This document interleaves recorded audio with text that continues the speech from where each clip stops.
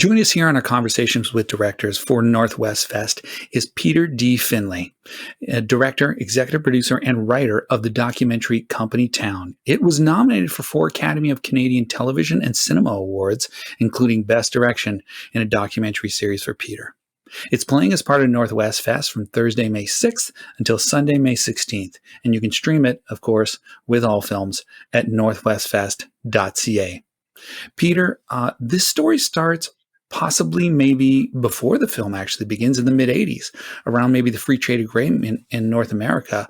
But as the actual film begins, it unfolds on November 26, 2018, only days after celebrating its 100th anniversary in Ottawa. GMC decides to pull out. Let the audience know how the events of Company Town go down. Well, do you want to know about the events in terms of my involvement or in terms of the local situation in Oshawa?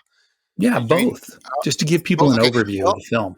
yeah. Okay. Well, Oshawa, as you may or may not know, is the historically the kind of the spawning ground of GM automobile manufacturing in Canada. It was at one time the largest plant in the world, the largest automotive plant in the world. They had upwards of 23,000 assembly line workers there back in the mid '80s. Now, you mentioned free trade and globalization. That started happening, accelerating after the post-war period, and then by the 1980s, there was a lot of debate within political and economic circles about how to maximize growth, how to keep pushing, to expand our economy. And the mantra at that time was that what we needed to do was to compete globally and to throw open previous trade barriers that we had. A lot of the people who were involved in trade unions and sort of on the left of the spectrum were concerned that there would be a race to the bottom, so to speak, if that was to occur over time. That it was hard to, at that point. It was a very active debate. Nobody really knew. It was hypothetical, like many political debates are, until you have the passage of some time. So 20, 30 years later, in fact, it did start to play out that manufacturing was leaving Ontario, and particularly GM, and it went from 23,000 workers in mid '80s to the point where I entered the picture in the early 2018, and they were down to about 3,000 employees. So they'd lost 20,000 employees by the time I entered the picture, which still made it a fairly robust operation locally, but it severely diminished from where it started.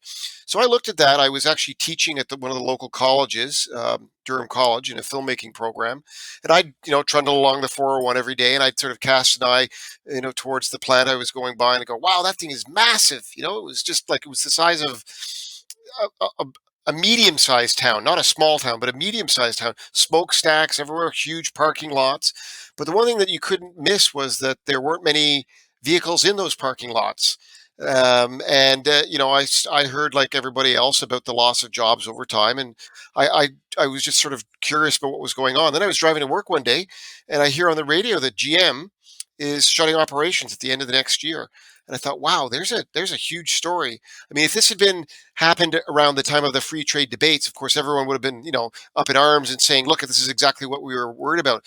But, over the passage of time, that whole sort of rationale for free trade and globalization had really come to dominate the debate over the developing of the economy. And I think people were just beaten up. And when I say people, I mean people who worked at the plant, people who were involved in those debates, who were anti-free trade at the time. They just kind of it became a fait accompli. So I felt that was a really important historical story to look at. And I knew that there was not just a matter of, statistics. It was a matter of human lives. It was a matter of the futures of the community. It was a matter of, personal loss. And that's the way I approached the film. And I felt that, as a filmmaker, you're always looking to take on big stories, but you're also looking to capture the human element of it. And I thought it was a story that needed to be told. So I just sort of approached it from that perspective. And as I said, I was working in the area, so I had easy access, and I just kind of it rolled out from there.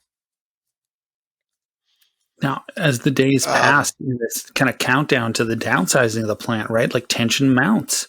And this is yeah. where, the film gets incredibly real. And The interviews with the employees of this GM plant give such a raw look behind the curtain of what kind of impact massive job cuts can have to a community. So let's give the audience some insight into the plight of these workers. Yeah, I mean, for the most part, workers who worked at GM were people probably who had high school education, maybe a bit of college. Most of them were locals who were born and bred Oshawans. People who were multi generational into the plant. They had their dad or their uncle had worked there. In one case, the case of one of the workers there, she was fifth generation.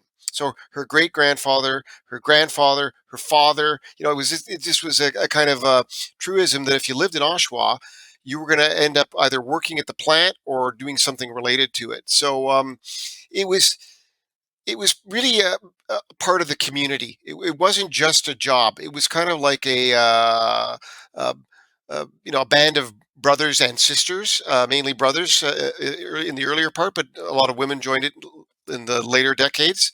And I think they self-identified as auto workers. It wasn't just.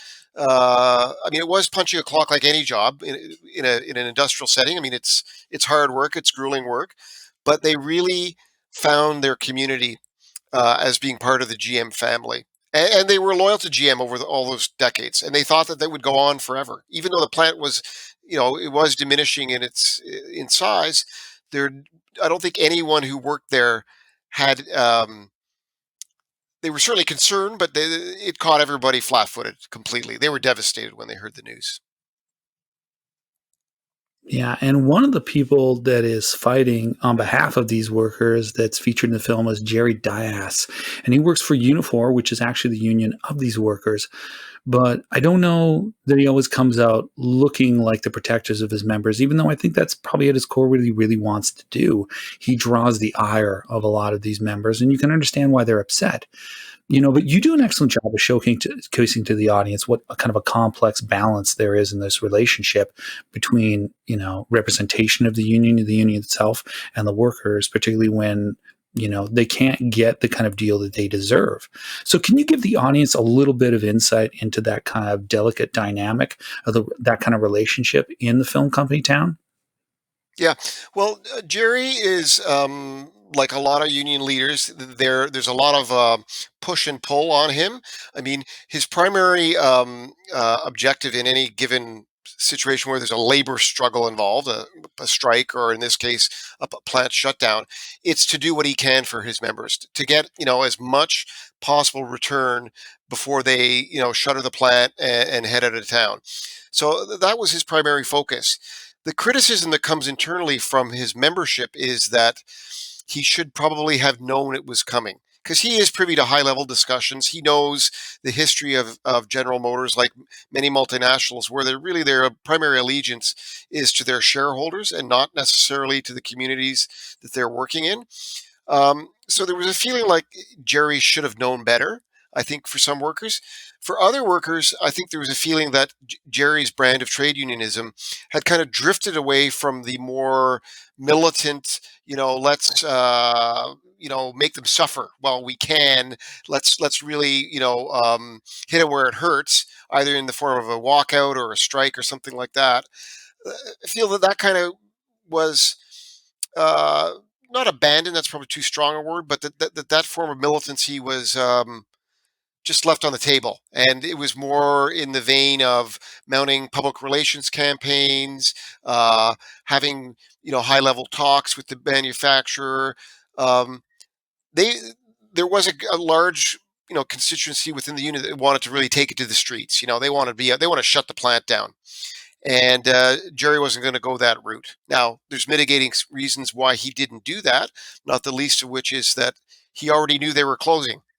So he was in a tough situation. He wanted to show the membership that he was being aggressive with GM, but he also knew that he didn't have much ammunition to fire back with. And that's kind of the crux of his dilemma. You know, yeah, he wants to be the guy that saves the membership and really takes it to the company and wins, keeps the plant open. Ultimately, that's what he would have preferred.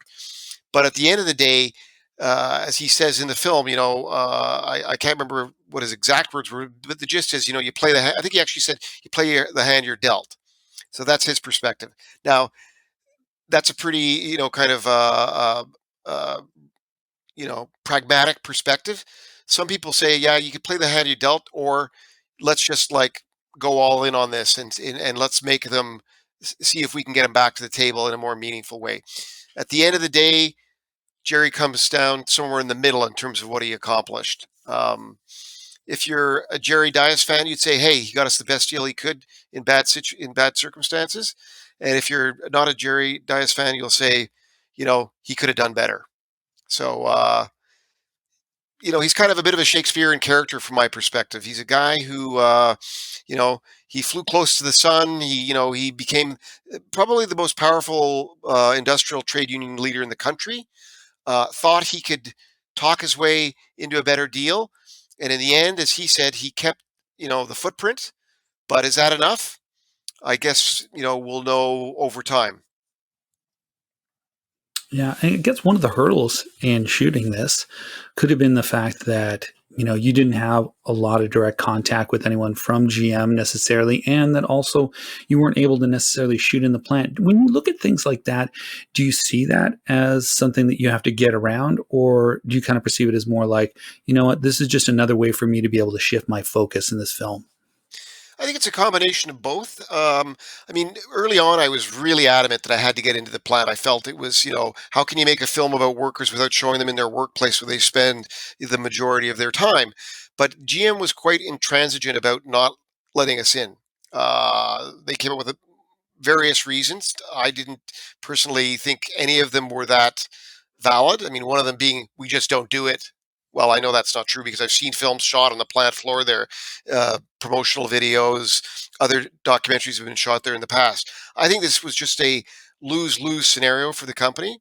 They knew that people were angry and they were trying to, do a little bit of damage control. That's my perspective. But at a certain point, I thought to myself, you know what? We can make this into a strength. We just have to address it in the film, and we actually do at the very end. We say that we were refused access to the plant for filming. And I thought, you know what? It kind of tells you all you need to know about GM's attitudes towards the workers. They wouldn't let us in the plant to document this historic closure of the plant, and they didn't seem to care. And so I thought, you know what? We're just going to shoot everything outside the plant, and the plant, in a sense, becomes a character visually. You see behind closed door, behind gates. It's a place where critical scrutiny is not wanted. And I knew that I wanted to have a scene, where we had some kind of a confrontation with GM, so you could see actually how far they would go, and that just serendipitously occurred when we went onto the lot and tried to get in there, and bam, there they were. Like you can't come in, and it had an interesting twist because the fellow who was the deliverer of the bad news that we had to leave on behalf of GM was one of the guys who was probably going to get laid off ultimately. I don't know if he personally got laid off, but certainly he would have been one of many that would have been in line for a pink slip. So everybody got hurt in that situation, and you know, you ask if it was something you just kind of roll with. I guess was kind of your question. Yeah, it is. You try to make it a strength if you can. You try to show that they didn't want us there. Yeah, I mean, it is a fascinating story, and it's unfortunate because you're looking at people's livelihood and their sense of community and their dedication to their job that they genuinely care about is being, the rug is being pulled out from underneath them. So, and that's the most heartbreaking thing about it. And this is just one isolated story of unfortunately so many, not just in North America but in other places. I guess maybe the small upside is, and this isn't necessarily covered, is that GM is supposed to be returning to Oshawa in Yep. 2022 with Yep. new jobs, I guess. So maybe the story continues, right, Peter? I don't know. I Yeah, guess I that's mean up to that you to was decide. yeah, it was an interesting twist because Jerry had told me many times in confidence that he felt that something good was looming on the horizon. But at that point, I mean, the automotive industry is notoriously kind of not hit and miss, but boom and bust. I mean, like if you're from Alberta, you know this scenario, right? I mean, one day Yeah. the gravy's flowing, and then the next day it's a shutdown, right? So you know, Jerry was kept talking a good game about how he thought something big could be happening. I don't even think, to be honest, he knew for sure. He was certainly privy to discussions as the head of the union, and there probably would have been indications that there was a chance of them coming back. But at the end of our film, there's no way Jerry was feeling good about what happened. No way. I mean, there's that scene with his father towards, I think it was probably a couple of weeks before the plant closed down. And it was really quite revealing and I think poignant to see the national leader of a powerful trade union talking to his father, who during his day had also been a trade union leader himself, and saying, "Dad, I let everybody down."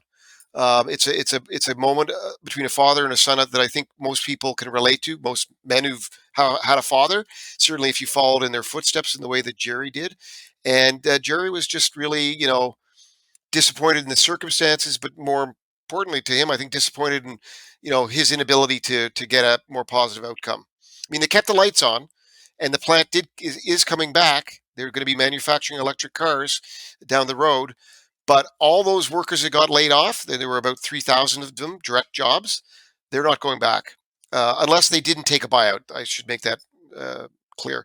Anyone who took a package is basically out. And a lot of people took diminished packages because they were worried. They thought, I'll just take what I can get. So there is still bad blood there.